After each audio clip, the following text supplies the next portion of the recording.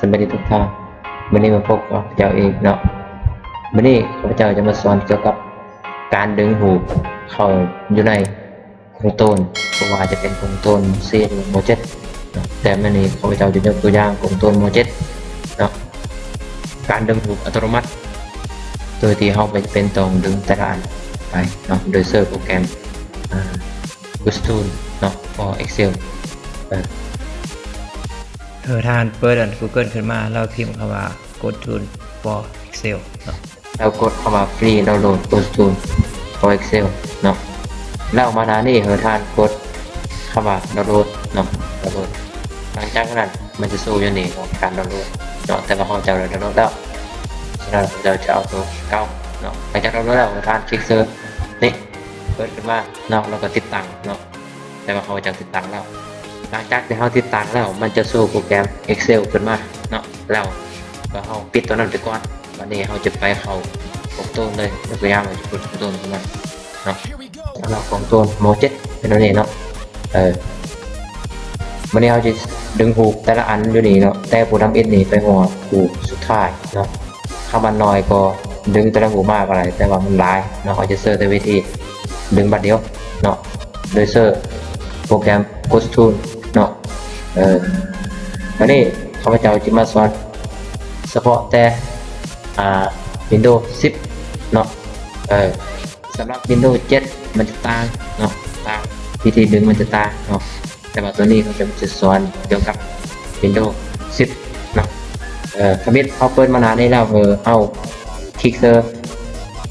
พอที่เขาต้องการเสิร์ชหูตัวอย่างของเซาซีเนาะเอาคลิกเซอร์นี้ปุ๊บแล้วเขาสังเกตจำพวกคำสั่งที่เพิ่งนี้เนาะทานเขาสังเกตคำว่า Gustool Plus เนาะคลิกเซอร์นี้แล้วสังเกตผู้คำสั่งของอยู่นี่เนาะ Birdbook เนาะ and sheet แล้วสังเกตคำสั่งอยู่นี่เนาะมันเป็นว่า import และ export เนาะเอาคลิกเซอร์วันนี้เขาจะไปดึงหูแมนทานไปคลิกเซอร์ว่า import picture เนาะคลิกเซอร์ปุ๊บมันจะมีหน้าตั้งเด้งขึ้นมาเนาะเราทานนึงนี่เนาะแล้วท่านคลิกคำว่า add อยู่นี่เราไม่บวกอยู่นี่เนาะแล้วเอาคำว่าโฟลเดอร์วันนี้โฟลเดอร์ท่านไปสองโฟลเดอร์ที่ท่านเรียนหูกันตัวอย่างเขาจะไว้เดสก์ท็อปเนาะจะไว้สองนี่หลังจากเห็นตรงนี้แล้วท่านคลิกเซอร์บัดเดียวเนาะไม่ต้องเปิดเข้าไปคลิกเซอร์บัดเดียวท่านกดโอเคเนาะนี่มันกำลังรันอยู่มันกำลังการดูนี่เนาะตั้งนั้นแมนนะเข้าถ้าเรากดถึกแล้วเรากดเข้ามา importมันจะถามกันว่า import picture หรือว่าเขาต้องการหรือว่าไปเซลล์ใดเนาะเอาคลิกเซลล์นั่นเองนี่ปุ๊บตั้งนั้นนะครับกดโอเคเนาะตอนนี้มันกำลังรันดูเนาะกำลังรันดูเนาะมันจะมาแล้วนี่มันจะเรียนอัตโนมัติเลยเนาะโดยที่บ่จะเป็นตรงดึงแต่ละหูเนาะสำหรับ Windows 10 และการดึงหูนี่ถ้าว่าเราเรียนจาก01ไปหาสุดท้ายมันจะ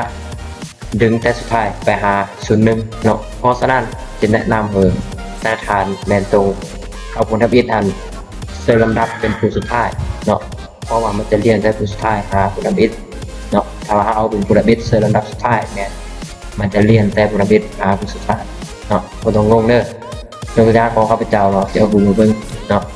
ยกตัวอย่างว่านางนี่มัน79เนาะ79แต่ว่าเป็นนางคือว่าคืนว่าเป็นผู้ทำอิฐเนาะเพราะว่า Windows 10 มันจะเรียนแต่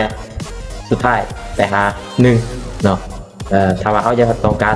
1คือหน้าแม่นเฮาต้องเฮาผู้ที่1หันเซอร์ลำดับเป็นผู้สุดท้ายเนาะบ่ต้องงงเด้อยกตัวอย่างว่าข้าพเจ้าจิแปลขึ้นนิดนึงเนาะโอเคเนาะหลังจากที่เขาจะเปลี่ยนแล้วจะเอาผู้79มาเป็นผู้01และผู้01เป็นผู้79เนาะวันนี้เขาลงไปดึงเบิ่งเนาะวันนี้เอาตัวอย่างเนี่ยจะเป็นไปดึงเบิ่งว่ามันจะเรียนตามบอกเนาะวันนี้ถ้าเราต้องการอัปเดตเบอร์มีแต่ว่าคือเก่าเนาะไป Control Plus แล้วก็ไป Import หรือว่า Export เนาะไปคำเข้าลึกทีมก่อนแล้วไปคำว่า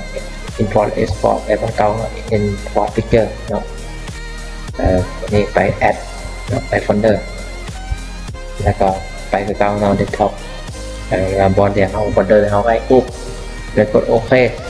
จะลั่นลองลั่นแบนลูกปุ๊บวันนี้วันนี้หลังจากไหนแล้วเขาก็กดว่า import เนาะแล้วไปคลิกเซอร์ของทวิตนี่กดโอเคเนาะมันกำลังลั่นอยู่เนาะปุ๊บเห็นบอกมันจะเลี่ยนแต่ผู้ที่หนึ่งครับสุดท้ายพยายามของเท้ากีตาร์คนทุกมาเนาะแมนแล้วเนาะเท้ากีฬาก็แมนแล้วเนาะวันนี้ผู้สุดท้ายวันนี้นะนี่เนาะมันจะเป็นคร่าวๆนี่แหละเนาะอันนี้เป็นการดึงผูกเข้าอยู่ในกรงต้นเนาะอยู่ใน Windows 10 เนาะถ้าเป็น Windows 10 เนี่ยมันจะเลี่ยนแต่ผู้สุดท้ายหาคุณมิตรเนาะถ้าเป็น Windows 7 มันจะเลี่ยนแต่คุณมิตรหาผู้สุดท้ายเนาะถ้าของผู้ใดเนาะเวลาเขาเลี่ยนคุณมิตรไปหาผู้สุดท้ายยืนแล้วเป็นดังเขาเอามาเลี่ยนอยู่ใน Excel มันคือเลี่ยนผู้สุดท้ายหาผู้มิตรเนาะ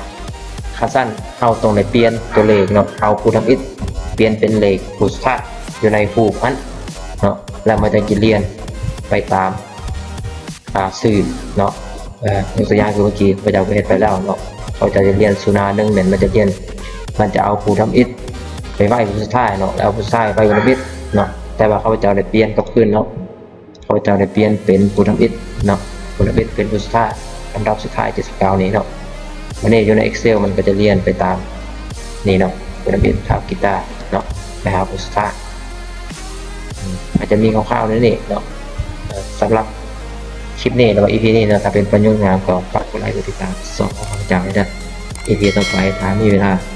ข้าพเจ้าจะไปสอนอยู่ใน Windows 7 เนาะหรือว่า Windows 8 เนาะสำหรับคลิปนี้ขอบใจ